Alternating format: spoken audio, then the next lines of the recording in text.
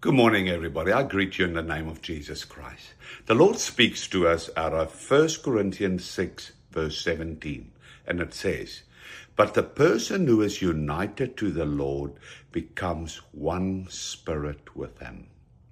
So this is what happens. When we got saved and reborn, we got united with the Lord. That's when you and I made a dedicated decision to become one with him, to have him as your Lord and your Master. What we basically said to him is, Lord, now we will live our lives according to you, according to your desires, according to your will, according to your character, according to your nature. Everything of you now becomes empowered in us.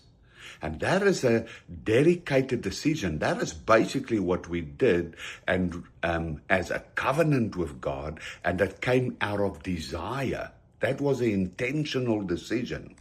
And now we said you become one spirit with him. It means that his spirit and your spirit stepped into oneness, into fullness. That's why he says in Colossians 2 verse 9 that the fullness of the Godhead 3 in 1 is inside of you then, because that is the abilities of Christ now functioning in and through you. But now you must look at this. When we say that we are saved, reborn, that we became one spirit with him, it means that our lifestyles become a testimony, a manifestation of him. That we are people of influence. Everything changes wherever we go because we are spreading his character, his nature. We are spreading and revealing his perfect love. Love changes everything. Love consumes everything. Love is a consuming fire.